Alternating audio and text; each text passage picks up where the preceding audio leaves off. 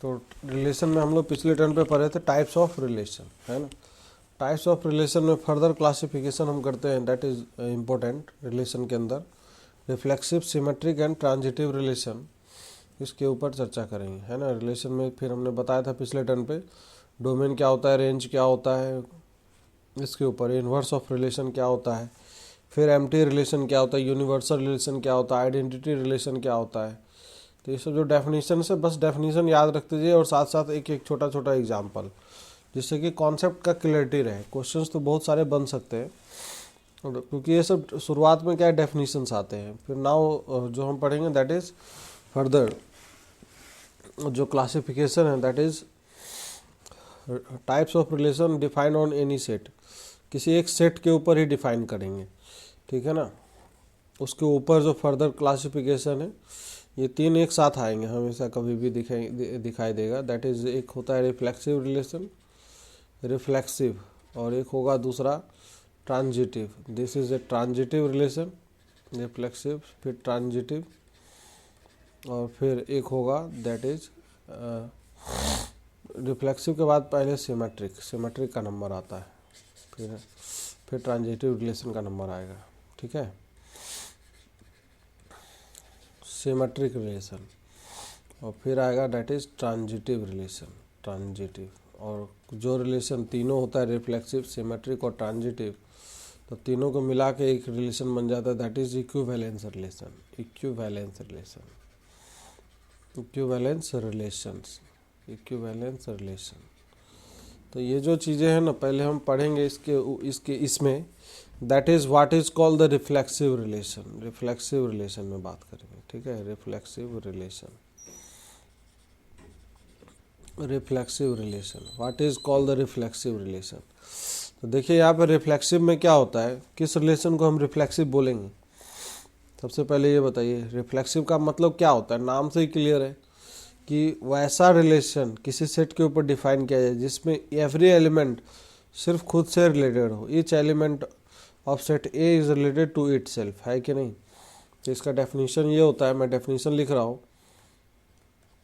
Relation R defined on define on define on define on set A is reflexive if every element is related to, if every element of set A, ऐसे लिखें, if every element of set A is related to itself, is related to, set A is related to itself, is related to itself, ठीक है। इसमें दो बातें हैं, जिसमें एक बात है जिसपे मुख्य रूप से ध्यान रखना है। यहाँ पे एवरी एलिमेंट, ये जो लाइन है ना, this is very important line. प्रत्येक एलिमेंट रिलेटेड होना चाहिए, ऐसा नहीं होना चाहिए कि कोई छूट जाए। जैसे एज फॉर एग्जांपल अगर बात करते हैं, तो एज फॉर एग्जांपल में समझने की कोशिश अगर करें, तो जैसे सेट ए दिया हुआ है, जैसे मान लीजिए इसमें तीन एलिमेंट है 1 2 3, और ये मान लेते हैं एक और एलिमेंट 4 है। इसमें एक relation R equal to define किया गया इस तरीके से 1,1 2,3, और फिर इधर है 2,2, और इधर मान लीजिए 3,3 है कि नहीं, और ऐसे करके है। क्या ये जो रिलेशन है 3,4 कर देते हैं, क्या ये रिलेशन रिफ्लेक्सिव रिलेशन होगा, हाँ कि ना बताइए पहले। क्या ये रिलेशन रिफ्लेक्सिव रिलेशन होगा जी? नहीं होगा। क्यों नहीं होगा? क्योंकि इसमें देखिए सारे एलिमेंट का कॉन्फ़िगरेशन देखना है। 1,1 रिलेटेड टू है, ठीक है, 2,2 है, तो 2 का भी काम हो गया। 3,3 रिलेटेड है, बिल्कुल है, लेकिन 4 जो है, 4 इज़ नॉट रिलेटेड टू 4, इसलिए क्या है कि this is not a reflexive relation. अच्छा, नेक्स्ट रिलेशन अगर मान लीजिए हम एक और एग्जांपल लिखते हैं, दैट इज़ ये R1 था, मान लेते हैं ये R2 है। नेक्स्ट रिलेशन एक एग्जांपल जैसे 1,1 है, 1,3 है, फिर लिखा है 2,1 है, फिर लेट सपोज है 2,2 है, फिर 3,3 है, फिर 4,4 है। क्या ये रिफ्लेक्सिव रिलेशन होगा? क्या रिफ्लेक्सिव रिलेशन होगा कि नहीं होगा, बताइए। है, this is a reflexive relation है। एवरी एलिमेंट रिलेटेड होना चाहिए इटसेल्फ से। बस ये जो कंडीशन है, this condition must be satisfied in all case. तो यहाँ से अगर देखें ध्यान से तो देखिए यहाँ पे ये जो है 1 is related to 1, 2 is related to 2, 3 is related to 3, 4 is related to 4। लेकिन क्या ये रिलेशन R2 जो है आइडेंटिटी रिलेशन होगा क्या? आइडेंटिटी रिलेशन, रिकॉल करिए आइडेंटिटी का। आइडेंटिटी में दो बात, रिलेटेड टू इटसेल्फ ओनली था उसमें, लेकिन यहाँ पे ओनली वाला जो क्लॉज है ये नहीं है। रिफ्लेक्सिव और आइडेंटिटी में डिफरेंस है, बात समझ में आ रही है कि नहीं? तो इसलिए every identity relation is a reflexive relation, but every reflexive relation is not an identity relation. क्या ये हम बोल सकते हैं? बात समझे कि नहीं? तो यहाँ नोट डाल के अगर इस बात को लिखे, हाँ जी बोलिए। रिफ्लेक्सिव में ये होता है कि जो सेट ए में प्रत्येक एलिमेंट होगा वो खुद से रिलेटेड होना चाहिए, ठीक है, should be related to itself. तो यहाँ पे every word, that is the important word, एक भी वर्ड इसमें एक भी एलिमेंट छूटना नहीं चाहिए। जैसे एक सेट है, ये एग्जांपल अभी हमने लिया है, तो R1 रिलेशन जो है दिस इज 1, 1, 2, 3, 2, मतलब 2 is related to 3, 2 is related to 2, 3 is related to 3, 3 is related to 4। इस तरीके से दिख रहा है कि नहीं दिख रहा है? तो इस वाले में हमने बोला कि ये रिफ्लेक्सिव होगा कि नहीं होगा? नहीं होगा। कारण ये कि यहाँ पे अगर ध्यान से हम देखें, देखिए ध्यान से, 1 तो रिलेटेड है, ठीक है सर, 2 रिलेटेड है, ठीक है, 3 रिलेटेड है, ठीक है, लेकिन क्या 4 रिलेटेड टू 4 है क्या? नहीं है। तो इसलिए ये वाला जो है this is not a reflexive relation. बात समझे कि नहीं? नहीं समझ में आया? लेकिन R2 में क्या है, 1 1 से रिलेटेड है, देखो यहाँ पे 2 2 से रिलेटेड है, ठीक है, 3 3 से रिलेटेड है, 4 4 से रिलेटेड है, सत्य वचन है कि नहीं? तो that's why this is a reflexive relation है। लेकिन ये आइडेंटिटी रिलेशन नहीं होगा। कारण आइडेंटिटी में क्या था, every element should be related to itself only, only का क्लॉज था उसमें। तो इसलिए मैं ये बात बोल सकता हूँ कि every identity relation, every identity relation is reflexive, but all reflexive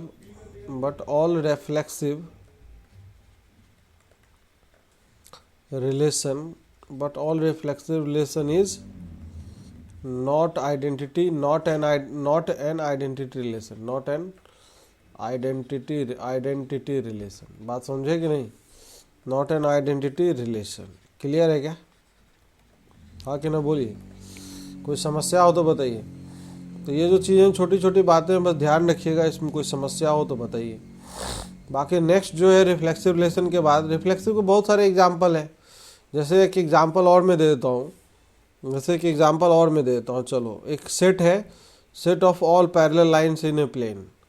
देखिए सेट देता हूँ, जैसे set A is, this is a set of all the parallel lines, set of all parallel lines in a plane, all parallel lines in a plane, ठीक है। और एक relation हम define करते हैं इस तरीके से, relation R is defined as L1 is related to L2 such that L1 is parallel to L2 and L1, L2 belongs to the set A. This is a relation, ठीक है, यही एक रिलेशन है। बात समझे कि नहीं? तो ये एक रिलेशन है भैया। अब ये जो रिलेशन है, क्या ये रिलेशन रिफ्लेक्सिव रिलेशन होगा कि नहीं? Whether this relation is a reflexive relation or not, बताइए। ये बताओ पहले हमें, रिफ्लेक्सिव में हमें क्या शो करना होता है कि every element should be related to itself. तो अगर हम बोल रहे हैं कि every line is parallel to itself, होगा कि नहीं? अगर हम ये लिखे कि every line is parallel to itself, बताइए, पैरेलल टू इटसेल्फ, क्या स्टेटमेंट सही है कि गलत है? पहले ये बताइए। Every line is parallel to itself, बिल्कुल सही बात है। इसका मतलब for any L belonging to the set A, this implies that L, L belongs to क्या? R को बिलोंग करेगा। L, L R को क्यों बिलोंग करेगा? क्योंकि every line L is parallel to, कारण ये कि L is parallel to L, सभी लाइन खुद के पैरेलल होंगे। अगर यही रिलेशन हम बदल देते कि पैरेलल नहीं परपेंडिकुलर है, तो क्या ये आंसर होता, रिफ्लेक्सिव होता? नहीं होता। क्यों? एवरी लाइन खुद के परपेंडिकुलर थोड़े होगा, खुद के पैरेलल तो जरूर हो सकता है। अरे हाँ कि ना बोलो। तो इसलिए हम बोल सकते हैं कि R is a reflexive relation, R is a reflexive relation बोल सकते हैं। सही है। नाउ रिफ्लेक्सिव के बाद जो दूसरा नंबर आता है that is symmetric relation. Second that is symmetric relation. तो सिमेट्रिक रिलेशन का मतलब क्या होता है? सिमेट्रिक दिखना चाहिए। सिमेट्रिक रिलेशन का मतलब that should look like a symmetric, ऐसा रिलेशन होना चाहिए। जैसे इसका स्टेटमेंट ये है, इसका स्टेटमेंट बहुत सिंपल है। If any relation R is defined on set A is set to be symmetric if अगर ऐसा हो, if A comma B belongs to, उस रिलेशन आर को अगर बिलोंग कर रहा है, ठीक है, तो अगर ऐसा इम्प्लीकेशन निकल के आए, इफ दिस इम्प्लाइज दैट कि B comma A also belongs to R, then हम बोलेंगे क्या? Then R is symmetric, then R is symmetric. क्या ये सही बात है कि गलत बात है? पहले बताइए। आर इज सिमेट्रिक रिलेशन मतलब ए कॉमा बी अगर प्रेजेंट है तो उसमें बी कॉमा ए भी प्रेजेंट होना चाहिए, ठीक है। For any A comma B belonging to the set A, set A के ऊपर रिलेशन आर डिफाइन किया गया है। जैसे एज फॉर एग्जांपल मैं बता रहा हूँ, पहले सिंपल सा एग्जांपल दे रहा हूँ। जैसे सेट ए इक्वल टू 1 2 3 4 है, ठीक है, और रिलेशन आर जो डिफाइंड है, रिलेशन आर इक्वल टू इस तरीके से डिफाइन किया गया है। जैसे मान लीजिए 1,2 है और इधर लिखा है 2,1 है, ठीक है। दिस इज 3,3 है और यहाँ पे 3,4 है, इस तरीके से समझ में आ रहा है। इधर 4,3 है। अब ये बताओ, ये जो रिलेशन है और इधर लिखा है, कुछ भी लिख दिया है, मतलब इस तरीके से पहले इसको बताओ, R1 is a reflexive relation or not? R1 is reflexive relation, symmetric reflexive है कि नहीं? पहले बताओ। रिफ्लेक्सिव की बात करते हैं पहले। रिफ्लेक्सिव नहीं है। कारण क्या है? 1 से रिलेटेड नहीं है, इसमें है ही नहीं। 2 कोई भी किसी, बस 3 से रिलेटेड है, तो रिफ्लेक्सिव तो नहीं है। सिमेट्रिक है कि नहीं? सिमेट्रिक होगा, चेक करते हैं है कि नहीं पहले। अभी तो हम कैसे बोल दें? देखो इधर 1,2, 1 इज रिलेटेड टू 1, अगर 2 से रिलेटेड है तो क्या हमें ऐसा मिल रहा है कि सर 2 1 से रिलेटेड है? बिल्कुल है, सही बात है। तो ये सत्य वचन है। 3 4 से रिलेटेड है तो क्या 4 3 से रिलेटेड है? बिल्कुल सत्य वचन है। अरे हाँ कि ना? ये कोई ज़रूरी नहीं कि सारे ऑर्डर्ड पेयर इसमें होने ही चाहिए। This is not necessary all the ordered pair should be present है यार। हाँ, लेकिन अगर ए बी प्रेजेंट है तो बी ए प्रेजेंट होना चाहिए। और ये 3,3 पंगा नहीं करेगा। पंगा क्यों करेगा? ये बताओ, करेगा कि नहीं करेगा? क्यों नहीं करेगा? क्यों नहीं करेगा? ये भाई सिमेट्रिक तो है ही ना। 3 3 से रिलेटेड है तो उल्टा कर दोगे तो क्या फर्क पड़ेगा? तो this is a symmetric relation, ये है सिमेट्रिक रिलेशन। बात समझ में आ रही कि नहीं? नहीं, कोई जरूरी नहीं है, बस ये कंडीशन है ना, जो इसको कंडीशन को देखो बहुत ध्यान से पढ़ना होगा। ये जो है this statement is very important. अगर ऐसा तो 4 1 होता तो नहीं होता। 1 4, हाँ, सिमेट्रिक रिलेशन, उसके लिए 1 4 है तो 4 1 भी होना चाहिए था, तभी होना चाहिए, भाई भाई होना चाहिए। बात समझ में आ रही है कि नहीं? जैसे एज फॉर एग्जांपल एक और दे ही देता हूँ। जैसे R2 इक्वल टू, जैसे मान लो 1,2 है, फिर ठीक है 2,1 है और इधर 1,4 है, तो ये सिमेट्रिक होगा? नहीं होगा। क्यों? दिस इज नॉट सिमेट्रिक, ये सिमेट्रिक नहीं है। क्यों सिमेट्रिक नहीं है? रीज़न क्या है इसका?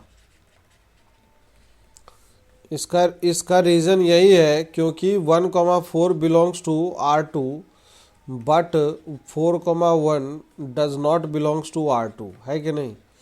That's why this is not a symmetric relation. Clear है क्या? बहुत सारे एग्जाम्पल हो सकते हैं, ढेर सारे एग्जाम्पल हो सकते हैं, है कि नहीं? सिमेट्रिक रिलेशन, जैसे मान लो कि सपोज दैट यही एग्जांपल ले लो, जैसे मान लो एक relation A is the set of all the members, set of all the members of a family, all the members of a family, एक फैमिली के सारे मेंबर हैं, बात समझो यहाँ पे सारे ठीक है। एक रिलेशन आर हम डिफाइन कर देते हैं, a comma b, a is related to b such that a is husband of b, a is husband of b, husband of b. क्या ये सिमेट्रिक रिलेशन होगा? For a comma B belongs to set a, whether this is a symmetric or not. क्यों नहीं होगा?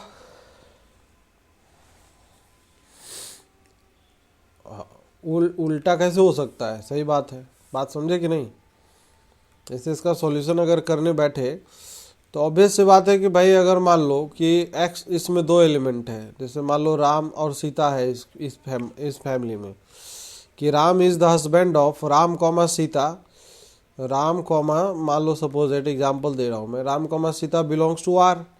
तो ऐसा थोड़े होगा कि Sita comma Ram also belongs to R, does not belongs to R. क्यों?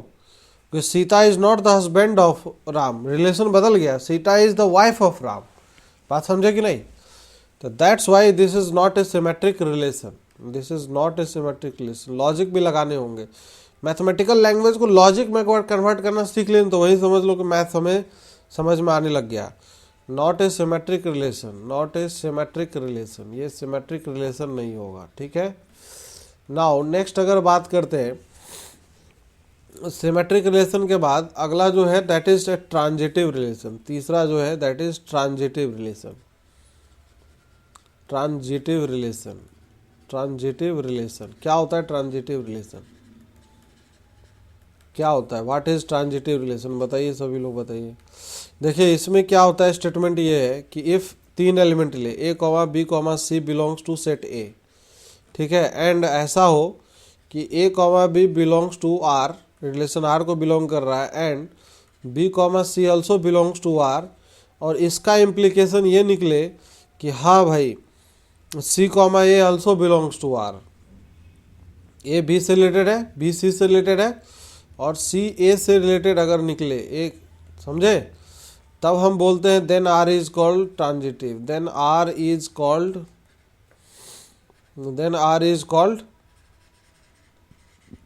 Transitive relation. क्लियर है क्या? डेफिनेशन पहले समझ में आ रहा है क्या? Then R is called transitive relation, definition should be clear. Definition में अगर कहीं पे कुछ समझ में नहीं आए, जैसे अगर दिक्कत हो तो हमें बता दीजिएगा। जैसे ए किससे रिलेटेड है? A is related to b, a comma B belongs to r, and b comma c related to are. तो यहाँ पे ए और सी भी आपस में रिलेटेड होना चाहिए, समझे कि नहीं? This A and C should be, अच्छा ये सी कॉमा ए लिख दिया क्या? एक सेकेंड, ये ए कॉमा सी होगा, this is A comma C belongs to R, तब जाके ये this is called the transitive relation. समझिए, तो दो रिलेशन अगर होल्ड कर रहा हो तो उससे तीसरा रिलेशन अगर अपने आप में निकल आए, कहने का मतलब देखो कि ए बी का भाई है, ऐसे समझो, ए बी का भाई है और बी सी का भाई है, तो क्या ए सी का भाई होगा? होगा? अरे नहीं समझ में आ रहा है। हम बोल रहे हैं राम लक्ष्मण का भाई और लक्ष्मण भरत का भाई है, तो क्या राम और भरत भाई नहीं हुए? हुए भाई। तो उसे ऑब्वियस सी बात है, तो यही चीज़ है इसमें भी, ये मैथमेटिकली वही चीज़ समझा रहा है। This is called a transitive relation, ठीक है ना। अगर बाकी दो में अगर रिश्ता है इस दोनों में, तो बाकी इस तीसरे में रिश्ता अगर एस्टेब्लिश हो जाए फर्स्ट एंड लास्ट में वही रिलेशन, तब हम उसको ट्रांजिटिव रिलेशन बोलते हैं। तो एग्जाम्पल है इसके, जैसे मान लो ढेर एग्जाम्पल्स हो सकते हैं, बहुत सारे एग्जाम्पल हो सकते हैं। एग्जाम्पल जैसे मान लो सेट ए इक्वल टू दिया है 1,2,3 है, और रिलेशन आर इक्वल टू ऐसे डिफाइंड है, 1 2 से रिलेटेड है, 2 3 से रिलेटेड है, और 2 3 से रिलेटेड है, और यहाँ पे फिर हम देते हैं 1 3 से रिलेटेड है। क्या ये ट्रांजिटिव रिलेशन है? R1 बताओ, 1 2 से रिलेटेड है, 2 1 से रिलेटेड है, और ये 1 1 से रिलेटेड है। क्या ये ट्रांजिटिव रिलेशन है? R2 पहला वाला है क्या, पहले ये बताओ। 1 2 से रिलेटेड, 2 3 से रिलेटेड, क्या 1 और 3 भी आपस में रिलेटेड है? तो पहला वाला है ट्रांजिटिव रिलेशन है। दूसरा वाला है 1 2 से रिलेटेड है, 2 1 से रिलेटेड, क्या फर्स्ट एंड लास्ट में रिलेशन है? बिल्कुल है, फर्स्ट एंड लास्ट में ये रिलेशन है। दूसरा वाला क्या सिमेट्रिक भी है? बोलो। तो दूसरा वाला सिमेट्रिक भी है, इंटरसेक्शन सिमेट्रिक भी है। रिफ्लेक्सिव है? नहीं है। पहला वाला R1 रिलेशन सिमेट्रिक है? नहीं है। This is not a symmetric. Reflexive है? नहीं है, नॉट रिफ्लेक्सिव। लास्ट वाला रिफ्लेक्सिव है? नहीं है। तो ऐसे लिखेंगे ना सेट के फॉर्म में। ट्रांजिटिव बार लगाने का मतलब कॉम्प्लीमेंट, नॉट का फीलिंग देता है। बात समझ में आई कि नहीं? ये चीज़ है। जैसे और भी एग्जाम्पल अगर ले, जैसे मान लो set A equal to set of parallel lines, जैसे set of parallel lines, set of parallel lines. दूसरा वाला बिल्कुल ट्रांजिटिव है, तो हो तो रहा है। 1 2 से रिलेटेड है, 2 1 से रिलेटेड, 1 1 से रिलेटेड नहीं है तो set of parallel lines in a plane. अब ये बताओ, इस पे रिलेशन R वही डिफाइन किया जा रहा है इस तरीके से। L1 is related to L2, L1 comma L2, L1 is related to L2 such that L1 is parallel to L2। बात समझ में आ रही है? L1 is parallel to L2, L1 L2 के पैरेलल है। तो L1 अगर L2 के पैरेलल है तो हाउ दिस विल वर्क, बात समझे? और such that L1 comma L2 belongs to set A। तो बताओ ये रिलेशन R जो है रिफ्लेक्सिव, सिमेट्रिक, ट्रांजिटिव क्या क्या है? पहले बताओ फर्स्ट थिंग रिफ्लेक्सिव है कि नहीं। सॉल्यूशन अगर इसका करने बैठे तो फर्स्ट थिंग हम रिफ्लेक्सिविटी चेक करते हैं। रिफ्लेक्सिविटी बताओ, रिफ्लेक्सिव है? बिल्कुल है भाई। कोई भी line, every line L is parallel to L, सही बात है। तो इसका मतलब L comma L belongs to क्या है? R। तो for all L belongs to A, set A। Mathematics का लैंग्वेज पढ़ने आता है आप लोग को? तो मैथमेटिक्स का लैंग्वेज में ऐसे लिखना चाहिए हमेशा, और उसको मन में हम पढ़ लेंगे। दूसरा सिमेट्रिसिटी, सिमेट्रिसिटी चेक करते हैं, सिमेट्रिक है कि नहीं पहले बताओ। L1 is parallel to L2, तो क्या इसका मतलब ये निकल के आता है कि L2 is parallel to L1? सही बात है, L1 L2 के पैरेलल, तो L2 L1 के पैरेलल भी तो होगा। तो इसका क्या मतलब है कि L2 comma L1 also belongs to the set R, है कि नहीं? रिलेशन R को बिलोंग कर रहा है। तो L1 L2 भाई बिलोंग कर रहा था R को, तो इसका ये इम्प्लीकेशन निकला कि L2 L1 भी बिलोंग कर रहा है R को। तो इसका मतलब क्या है? ये सिमेट्रिक है। इसका मतलब सिमेट्रिक है, ठीक है। नाउ अब हम चेक करेंगे इसका ट्रांजिटिविटी चेक करते हैं। Third thing is transitivity. तो ट्रांजिटिविटी अगर चेक करेंगे तो क्या है ट्रांजिटिविटी में? ट्रांजिटिविटी में ये मानते हैं कि let L1 comma L2 belongs to R and L2 comma L3 belongs to R। इस दोनों को मान के अगर हम ये प्रूव कर दिए कि हाँ L1 L3 also belongs to R, तो काम हो जाएगा। तो इसको अगर R को बिलोंग कर रहा है, इसका मतलब L1 is parallel to L2, बोलो। And L2 is also parallel to L3, हाँ कि ना बोलो। अब डायग्राम से अगर शो कर दे कि L1 is parallel to L2 and L2 is parallel to L3, ठीक है, तीनों पैरेलल है, तो इसका मतलब क्या है? इस दोनों से क्या इम्प्लीकेशन निकल के आ रहा है? इसका मतलब ये है कि L1 is also parallel to L3। इसका ये मतलब है कि L1 comma L3 also belongs to क्या है? R को बिलोंग कर रहा है, ठीक है। तो हो गया ना, ट्रांजिटिव हो गया नहीं? This is also a transitive relation, ठीक है जी,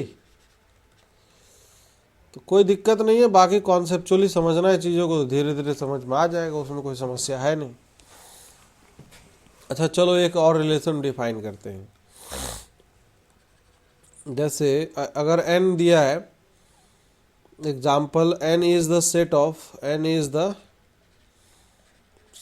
of natural numbers.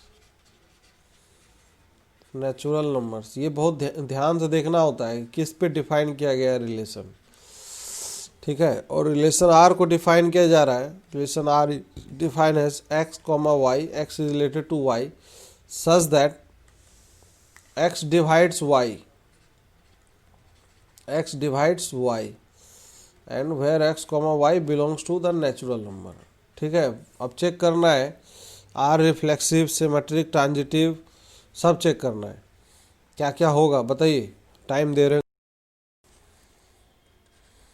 Solution of this problem, first thing is that what, क्या चेक करें हम, रिफ्लेक्सिविटी, ठीक है, रिफ्लेक्सिविटी चेक करते हैं। तो रिफ्लेक्सिविटी में क्या है, रिफ्लेक्सिविटी समझिए, ये सेट ऑफ नेचुरल नंबर दिया है, x डिवाइड्स y, तो एवरी नंबर डिवाइड इटसेल्फ, ये बोल सकते हैं, अरे एवरी नंबर डिवाइड इटसेल्फ, ये सही है कि नहीं, डिवाइड इटसेल्फ, तो एक खुद को डिवाइड तो करेगा ही। तो इसका मतलब अगर हम ले ले, if x is a number which belongs to natural number, इसका क्या मतलब है भाई, x डिवाइड्स x, तो इसका मतलब क्या है, x comma x belongs to r, तो इसका मतलब क्या है, रिफ्लेक्सिव है, ठीक है। चलिए नाउ नेक्स्ट, दूसरा हम चेक करते हैं सिमेट्रिसिटी।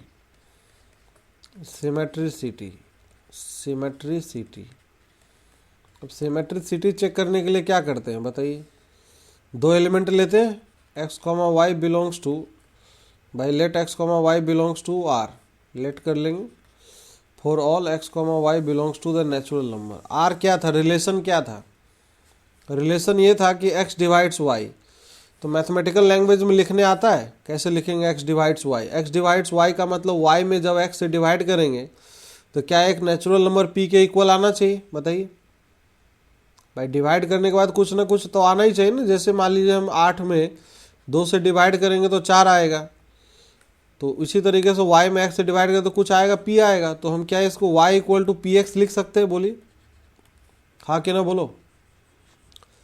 ये स्टेटमेंट लिखा हो चाहे x डिवाइड्स y लिखा हो, क्या एक ही बात है कि अलग अलग बात है, p also belongs to the natural number, same बात है। अब y equal to P X अगर लिखे हैं तो क्या यहाँ से हम ऐसा बोल सकते हैं कि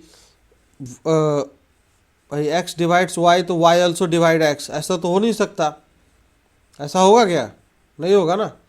तो ये तो उल्टा हो जाएगा ना, उल्टा हो जाएगा। अगर हम ऐसा लिखेंगे y बाय एक्स को x अपॉन वाई अगर लिखेंगे तो x upon Y equal to क्या है, 1 अपॉन पी हो जाएगा, नहीं समझ में आया, x upon Y 1 upon P हो जाएगा, तो इसका मतलब फ्रैक्शन आ जाएगा। तो इसका मतलब क्या है, x does not divide y does not divide x, y does not divides x, clear है, y डज नॉट, एक सेकेंड, इसका मतलब ये है कि y does not divides x, तो इसका सीधा सीधा मतलब क्या है, ये सिमेट्रिक नहीं है, बार लगा दिए ना। तो now third thing is that transitivity, अब हम चेक कर रहे हैं ट्रांजिटिविटी। देखिए हम इस सब को लिख के इसलिए बता रहे हैं ना, क्योंकि सब चीज़ें में यही प्रोसीजर फॉलो करना होता है। ट्रांजिटिविटी क्या होता है, व्हाट इज ट्रांजिटिविटी, तो ट्रांजिटिविटी के लिए 3 एलिमेंट मानना होगा, let x comma y comma z belongs to natural number, and ये मानेंगे कि x comma Y belongs to क्या है, x comma Y belongs to r and also y comma z belongs to r, है कि नहीं, ये दोनों r को बिलोंग कर रहा है। तो ये अगर r को बिलोंग करेगा तो क्या मैथमेटिकली हम लिख सकते हैं ये चीज़, बताइए यहाँ से क्या लिख सकते हैं मैथमेटिकली, कि x डिवाइड्स y, तो y इक्वल टू क्या लिख सकते हैं, px लिख सकते हैं, बोलिए हाँ कि ना, अरे बोलो। एंड क्या लिख सकते हैं, z इक्वल टू क्या क्यू वाई लिख सकते हैं, q टाइम्स ऑफ y। अब ये पहला एक्सप्रेशन है और ये दूसरा एक्सप्रेशन मान लेते हैं, तो अब यहाँ पे समझने की ज़रूरत है, यहाँ पे समझने की क्या ज़रूरत है, हमें रिलेशन किसके किसके बीच चाहिए। यहाँ से क्या put the value of y, put the value of y in two from first, पहले वाले से अगर रख दे तो क्या होगा, z इक्वल टू क्या हो जाएगा बताइए, q टाइम्स ऑफ क्या हो जाएगा, y का वैल्यू px है, तो q y है, y नहीं, y का वैल्यू px है। अब यहाँ पे रख दिया।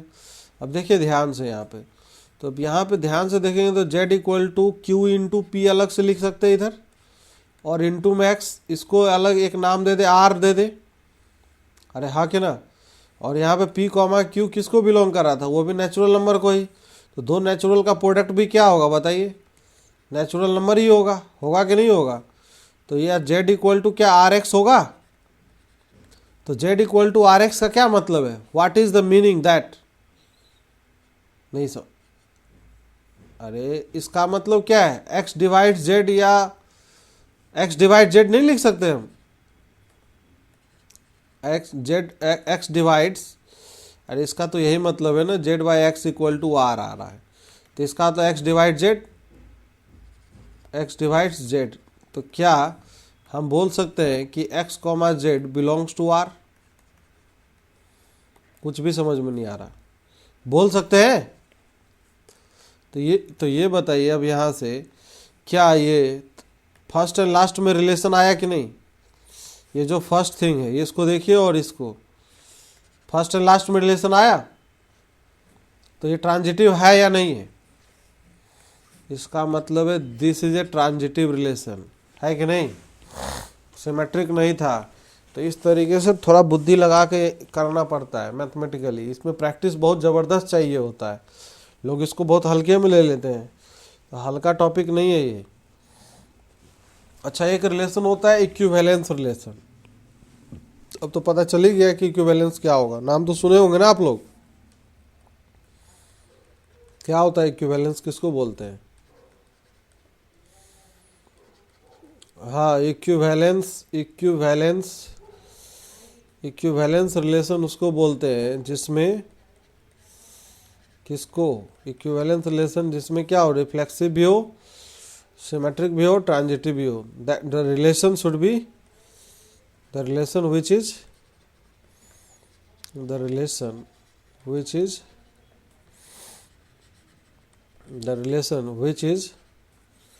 reflexive, symmetric as well as transitive,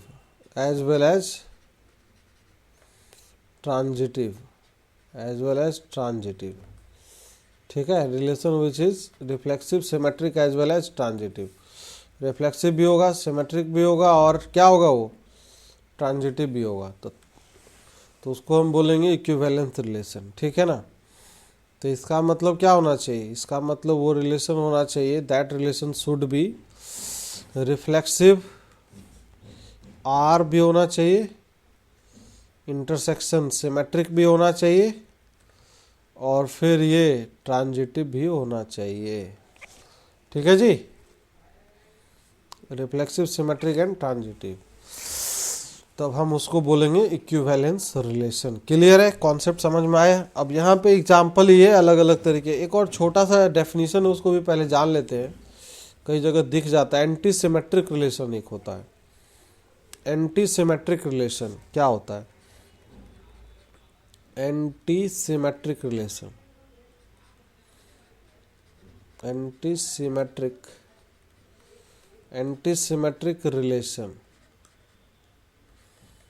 anti symmetric relation, तो यहाँ पे एंटी सिमेट्रिक रिलेशन क्या, किसको कहेंगे, किसको कहेंगे एंटी सिमेट्रिक रिलेशन बोलेंगे बताइए। तो एंटी सिमेट्रिक रिलेशन का मतलब ये है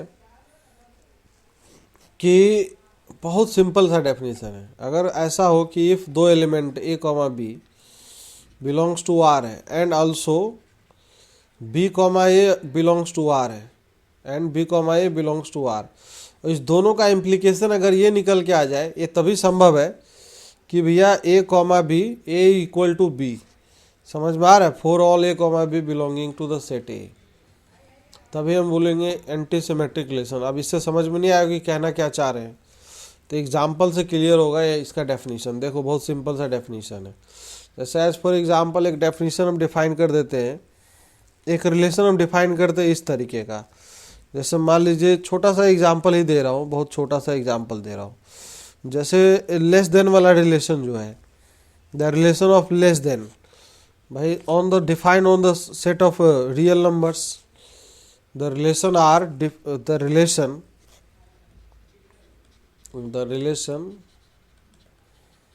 less than or equal to define on set of real numbers, define on the set of real numbers less than और equal to define on the set of real numbers, तो उसको हम बोलेंगे anti symmetric relation है। ये बात समझ में आ रही है? तो कैसे, हाउ, तो देखो समझ, अब इसको समझते हैं। तो लेट कर लेंगे, इसको लेट कर लेंगे कि let a comma B belongs to r and also b comma a belongs to r, ठीक है, for all a comma B belonging to the set of real numbers. अब यहाँ पे समझने की बात है कि भैया अब a comma B belongs to r का क्या मतलब है, मतलब क्या है, मतलब लिखिए यहाँ पे। मतलब ये है कि ए इज लेस देन और equal to b and also यहाँ पे क्या है इसका मतलब आएगा, b is less than equal to a. तब ये बताइए दोनों चीज़ें कब होल्ड करेगा, पहला एंड दूसरा कब होल्ड करेगा? अरे देवता लोग बताओ कब होल्ड करेगा? ए इज ऑल्सो लेस, अब ऐसा कैसे हो सकता है कि भाई 2 इज लेस देन और equal to 3 and 3 is also less than equal to 2? ये तो तभी हो सकता है जब दोनों नंबर इक्वल हो जाए आपस में, इक्वलिटी है ना दोनों में, ये तभी संभव है। तो फ्रॉम फर्स्ट एंड सेकेंड से ये कंक्लूजन निकले, फ्रॉम फर्स्ट एंड सेकेंड से ये कंक्लूजन निकल रहा है कि ए इक्वल टू क्या है, पी है, तो इसीलिए इसको हम क्या बोलेंगे, एंटी सिमेट्रिक रिलेशन। तो इसका मतलब आर क्या है, r is anti symmetric relation. Anti symmetric relation बहुत सारे हो सकते हैं, और भी एग्जाम्पल हो सकते हैं, ढेर एग्जाम्पल हो सकते हैं। जैसे मान लो डिवाइड्स वाला जो अभी लिए थे ना एग्जाम्पल, उससे भी समझ सकते हो। जैसे यही चीज़ है सेट ऑफ नेचुरल नंबर वाला, एक एग्जाम्पल और देख लीजिए आप लोग कि जैसे यही भाई N is the set of natural number, N is the set of natural numbers, set of natural numbers, n is the set of natural numbers, ठीक है। n एक सेट ऑफ नेचुरल नंबर्स है और रिलेशन r इक्वल टू इस तरीके से define है, सन r is define as x comma y such that x divides क्या, x divides y, x y को डिवाइड कर रहा है and x comma Y belongs to natural number. तो क्या ये एंटी सिमेट्रिक होगा कि नहीं होगा, चेक करिए इसको। तो दो चीज़ें मानना होगा इसमें, पहले क्या क्या मानना पड़ेगा, by let a comma B belongs to r and also b comma a belongs to are. तो देखेंगे दोनों से कंक्लूजन क्या निकल के आ रहा है। तो इसका मतलब क्या है, ए डिवाइड्स बी, बोलिए, अरे हाँ कि ना, ए डिवाइड्स बी, और इसका क्या मतलब है, एंड बी डिवाइड्स ए। ऐसा कब हो सकता है, दोनों चीज़ें होल्ड कब कर सकता है भाई? ये पहला रिलेशन है, इसका मतलब यहाँ से अगर देखें तो a divides b and b divides a, इसका सीधा सीधा क्या मतलब है, ये पहला और दूसरा रिलेशन से। तो इसका तभी मतलब है, इसका कंक्लूजन तो एक ही चीज़ निकलता है क्या, कि फ्रॉम फर्स्ट एंड सेकेंड से कंक्लूजन ये निकलता है, फ्रॉम फर्स्ट एंड सेकेंड से ये तभी संभव है जब ए इक्वल टू क्या हो जाए, बी हो जाए। तो क्या ये यहाँ से समझ में आ रहा है, आर क्या है, आर इज एंटी सिमेट्रिक, ठीक है, एंटी सिमेट्रिक। पूछ ले कोई तो कोई बात नहीं, हम चेक कर लेंगे इस तरीके से, 2 एलिमेंट मान के चेक कर लेंगे खट से, उसमें कोई समस्या और परेशानी जैसी बात नहीं है। क्लियर है क्या? कॉन्सेप्ट क्लियर है कि नहीं? कॉन्सेप्ट क्लियर है? जैसे सेट सबसेट वाला भी जैसे एग्जांपल लिया जा सकता है, a is the subset of b and b is the subset of a, तब कब होता है? जब ए इक्वल टू बी हो जाए। तो इस तरीके का एग्जांपल, बात समझे कि नहीं? एंटी सिमेट्रिक क्या होगा? क्लियर है? बाकी देखिए जनरली बाकी क्या है कि एग्जाम्स वगैरह में रिफ्लेक्सिव, सिमेट्रिक एंड ट्रांजिटिव के ऊपर ज़्यादा चर्चाएं होंगी, तो क्या है थोड़ा सा वहाँ पे ध्यान रखना है, वहाँ पे गलतियाँ नहीं होनी चाहिए, ठीक है ना जी। अच्छा चलिए छोटा छोटा क्वेश्चन करते हैं 2-4, तो उससे क्या है कि आप लोग को चेक करना है, मैं रिलेशन लिख रहा हूँ, आप लोग को चेक करना है रिफ्लेक्सिव, सिमेट्रिक एंड ट्रांजिटिव के बारे में, ठीक है। तो कैपिटल आर जो है सेट ऑफ रियल नंबर्स है, ठीक है, capital r is the set of, this is set of real numbers है। Capital if capital r is the set of real numbers, set of real numbers है, ठीक है।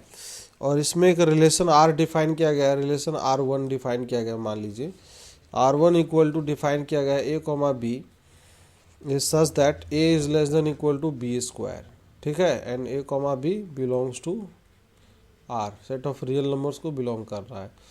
तो अब चेक करना है आर वन क्या होगा, रिफ्लेक्सिव, सिमेट्रिक, ट्रांजिटिव, ये सब चेक करना है। चलिए फटाफट चेक करके बताइए।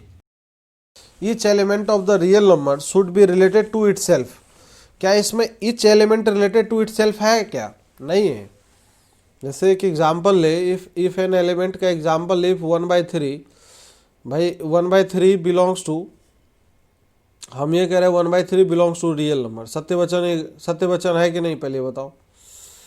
1/3 belongs to the real number, क्या ये सत्यवचन है?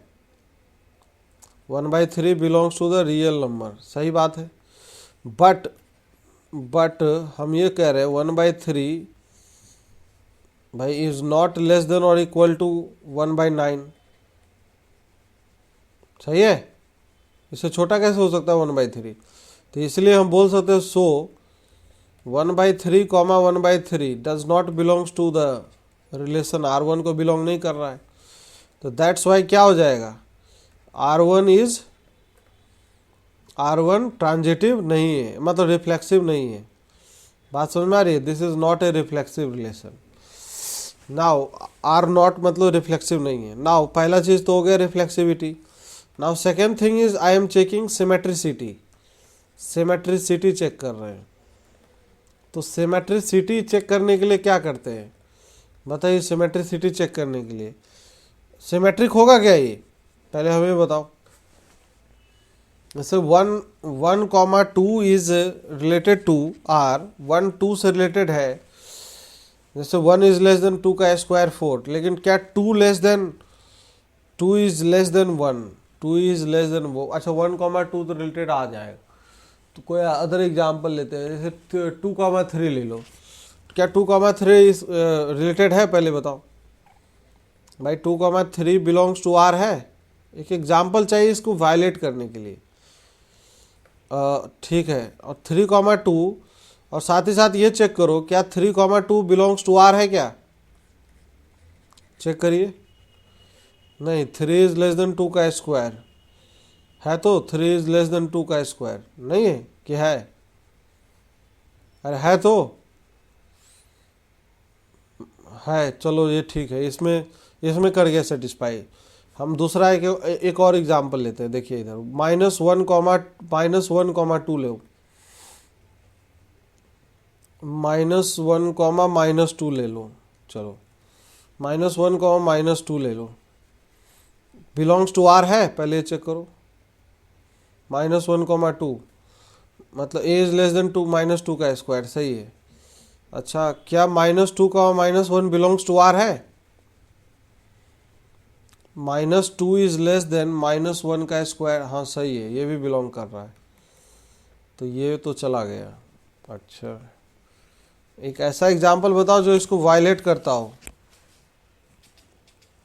जो इसको मतलब वायलेट करता हो, मतलब इस कंडीशन को 1,3, हाँ 1,3 हो सकता है। अच्छा देखते हैं 1,3 बिलोंग्स टू आर, सही है, चेक सेटिस्फाई कर रहा है, हाँ सही, 1 इज लेस देन 3 का स्क्वायर 9। क्या 3,1 सेटिस्फाई कर रहा है? नहीं। अब यहाँ पे फेल हो गया ना ये, this does not belongs to are. तो एक भी अगर ऐसा पेयर मिल गया जहाँ पे वो फेल हो गया, तो इसका मतलब क्या है, वहाँ पे सिमेट्रिसिटी ये नहीं रहेगा। बात समझे कि नहीं? तो इसका मतलब relation R1 is not symmetric. और same in the similar manner हम ट्रांजिटिव भी दिखा सकते हैं। अरे ट्रांजिटिव भी शो कर सकते हैं कि नहीं? बताइए बताइए। ट्रांजिटिव के लिए भी हमें क्या करना होगा? ऐसे एग्जाम्पल्स लेने होंगे। तो इसी तरीके का एक छोटा सा एग्जाम्पल कोई भी ले लीजिए, ट्रांजिटिव के लिए भी कोई भी ले लीजिए, उसमें कोई समस्या की बात नहीं। जैसे 1,3 से ही हो जाएगा। अच्छा 1,3 से कैसे? 1,3 से नहीं, पहले 2 सेटिस्फाई करना चाहिए और तीसरा नहीं करना चाहिए। ये चीज़ है ट्रांजिटिव का कंडीशन वायलेट करने का ना। जैसे ये देखो 2,-3 बिलोंग्स टू R1 है, 2,-3 बिलोंग्स टू R1 है कि नहीं? पहले चेक करो। एंड -3,1 बिलोंग्स टू R1 है, हाँ कि ना? देखिए इसको चेक करिए, चेक करो भाई। 4 इज लेस देन 9, सही है। और यहाँ पे -3 इज लेस देन 1, सही है। अब चेक करो 2,1 बिलोंग्स टू R है क्या? बिलोंग्स टू R1 है क्या? नहीं है। फर्स्ट एंड लास्ट रिलेटेड है भाई। 2 इज लेस देन 1 कहाँ से होगा? तो ये डज नॉट बिलोंग्स टू आ गया ना। तो इसका मतलब क्या है? इसका मतलब है R1 is not transitive, transitive नहीं है। तो बात समझे कि नहीं? तो इसलिए ये जो रिलेशन R1 है, रिलेशन R1 इज रिफ्लेक्सिव भी नहीं है, ट्रांजिटिव सिमेट्रिक भी नहीं है और ट्रांजिटिव भी नहीं है। तो ये वैसे कुछ भी नहीं है। तो इसी टाइप के बहुत सारे क्वेश्चन हो सकते हैं। तो आप लोग का मेन काम क्या है? देखो डेफिनेशन वगैरह तो हम बता दिए, लेकिन आपको तो लग रहा है ना कि खाली डेफिनेशन बता देने से काम नहीं होगा, इस पे ज़बरदस्त प्रैक्टिस चाहिए। तो प्रैक्टिस के लिए आप कोई भी किताब उठा लीजिए बोर्ड छोड़ का, उसके सारे एग्जाम्पल्स कर डालिए, ईमानदारी से करिए। और कहीं पे डाउट उठ आए तो हमसे पूछ लीजिए, डिस्कस कर लीजिए आप क्लास में, वो ज़्यादा बेहतर है। Discussion is more important. बात समझ में आ रही है कि नहीं? डिस्कशन हम जितना ज़्यादा करेंगे उतना ज़्यादा बढ़िया समझ में आएगा। अच्छा चलिए कि एक और क्वेश्चन करते हैं हम, छोटा सा क्वेश्चन है, देखते हैं उसको बता दीजिएगा जवाब में क्या होगा। मतलब सिंपल सा दे रहे हैं,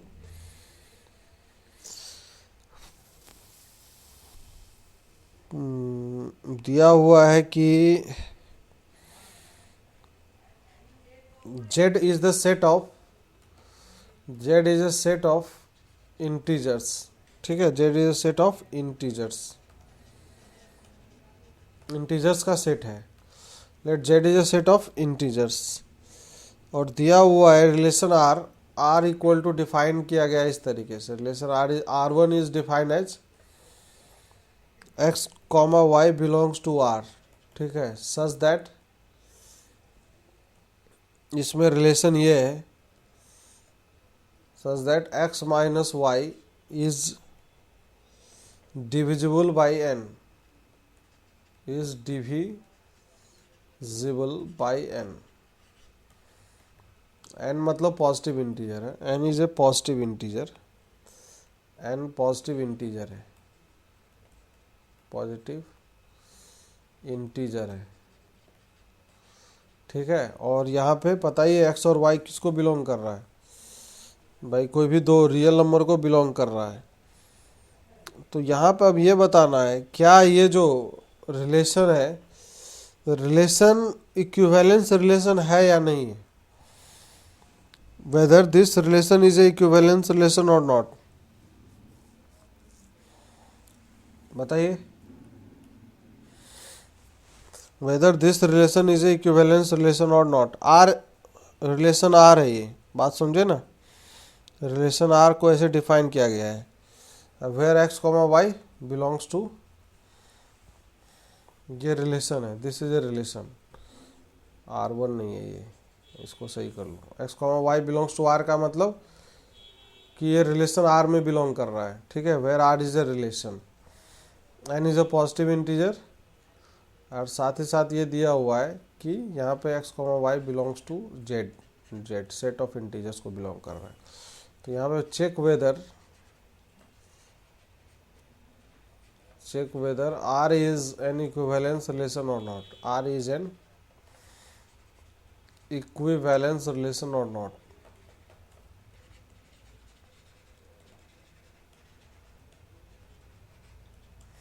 इक्विवेलेंस रिलेशन है या नहीं है बताइए। रिफ्लेक्सिविटी चेक करेंगे, रिफ्लेक्सिविटी, तो रिफ्लेक्सिविटी मतलब क्या है, x minus x equal to 0 belongs to R को बिलोंग कर रहा है कि नहीं, सही है। इसका मतलब क्या है भाई, x minus x equal to 0 का मतलब क्या है कि भाई x minus x is divisible by n, तो x comma x belongs to R for all x belongs to set of integers. तो इसका मतलब क्या है, ये सत्य वचन है।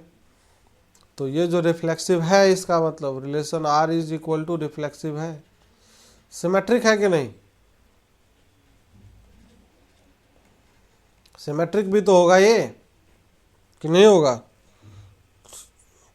क्यों होगा सिमेट्रिक, क्यों होगा, क्यों होगा सिमेट्रिक, सिमेट्रिक भी आ जाएगा ना, अपने आप आ जाएगा, उसमें कोई झमेला है क्या, बहुत सिंपल सी काम है भाई। हम ये बोल रहे हैं एक्स माइनस वाई, जैसे x comma y belongs to, पहले ये मान लो let x comma y belongs to R, तो इसका मैथमेटिकल फॉर्मुलेशन क्या होगा, इसका मतलब है कि x minus y is divisible by क्या है, इज डिविजिबल बाई n है। तो इसका मतलब क्या है, x minus of y equal to क्या पी क्यू आएगा, अरे आएगा कि नहीं, x minus y into p n आएगा, एन से डिविजिबल बोला जा रहा है ना, p n, where p is some integer. तो यहाँ पे वाई माइनस एक्स करेंगे तो क्या आएगा, माइनस पी एन आएगा, और क्या आएगा, अभी भी तो डिविजिबल है, इंटीजर होना चाहिए बस, नहीं समझ में आया। तो इसका मतलब क्या है, y comma x also belongs to R है कि नहीं, तो इसका मतलब रिलेशन R सिमेट्रिक है सिमेट्रिक है। अरे कुछ समझ में आ रहा है, सिमेट्रिक है ये। चलो अब नेक्स्ट अगर बात करते हैं, थर्ड थिंग इज व्हाट, तीसरा बात क्या है, तीसरा चेक करना है ट्रांजिटिविटी। तो दो एलिमेंट मान लेंगे अलग अलग, x comma Y belongs to R and y comma z also belongs to R, यही मानेंगे ना। तो पहले वाले से कंडीशन क्या निकलेगा, x minus y is divisible by n, का मतलब p टाइम्स ऑफ n कर लीजिए, एंड दूसरे वाले से क्या, y minus z belongs to equal to qn कर लीजिए। अब पहला रिलेशन है ये और दूसरा ये है, दोनों को ऐड कर दो, y गायब हो जाएगा। तो फर्स्ट प्लस सेकंड अगर करेंगे तो क्या आएगा, x माइनस जेड आएगा। तो x minus z equal to क्या आएगा, p plus q into n, इसको अलग नाम दे दो, R दे दो। तो अब क्या समझ में आ रहा है, यहाँ से x minus z equal to RN आ गया। तो इसका क्या मतलब है बताइए, x comma z belongs to R है कि नहीं है। तो क्या पहला और फर्स्ट एंड लास्ट में रिलेशन आ रहा है, या फर्स्ट एंड लास्ट में आ रहा है। तो इसका मतलब क्या है, relation R equal to transitive भी है। कुछ भी समझ में नहीं आ रहा, ठीक है जी। तो इसमें कोई समस्या की बात नहीं है। तो इसका मतलब रिलेशन R जो आया निकल के, रिलेशन R क्या आया निकल के, relation R equal to reflexive है, सिमेट्रिक है, सिमेट्रिक भी है, ट्रांजिटिव भी है, ट्रांजिटिव भी है। तो रिलेशन R क्या है, रिफ्लेक्सिव है कि नहीं, इक्विवेलेंस रिलेशन है कि नहीं, this is an equivalence relation, ठीक है। तो कोई समस्या की बात नहीं है। तो चलिए रिलेशन का कहानी खत्म हो गया, बाकी हम अगले चैप्टर में अगले टर्न से बात करें फंक्शन। फंक्शन में बहुत सारी बातें करेंगे, ग्राफ वगैरह everything, classification of function, one one, onto, many one, domain, range, ये सब निकालना सीखेंगे। फंक्शन पूरे कैलकुलस का बेस होगा, ठीक है, आगे के सारे चैप्टर्स के लिए पूरा बेस है, तो उसको थोड़ा सा हम लोग ध्यान से पढ़ेंगे। उससे ज़रूरी ये है, सब लोगों को मैं पहले बोल दे रहा हूँ कि आप लोग ये काम करके आइएगा, इनइक्वलिटी वाला जो लेक्चर्स है कम से कम 1-2 लेक्चर शुरुआत के ज़रूर देख लेना। इनइक्वलिटी के लेक्चर्स ज़रूर सब लोग देख लेना, पढ़े होंगे इनइक्वलिटी के यूट्यूब पे लेक्चर्स है। इनइक्वलिटी के लेक्चर्स देख सकते हैं। इनइक्वलिटी के बाद तो मॉडुलस का भी देख लीजिएगा, ठीक है, मॉडुलस, और ये सब क्वाड्रेटिक के ये सब के लेक्चर्स देख देख के ख़त्म करते रहिएगा। जब भी क्लास नहीं होता है, चाहे कुछ भी, इंतज़ार मत करिए भाई, बहुत कुछ पढ़ना है। ये सब बेसिक चैप्टर थे जो कि फंक्शन पूरे कैलकुलस के लिए चाहिए होगा। बाकी अपना बेस अब तैयार है, पूरा अलजेब्रा हमने पढ़ लिया है, तो कैलकुलस समझने में परेशानी नहीं होनी चाहिए, समझे। चलिए हम बात करते हैं, फिर अगले टर्न पे मिलते हैं।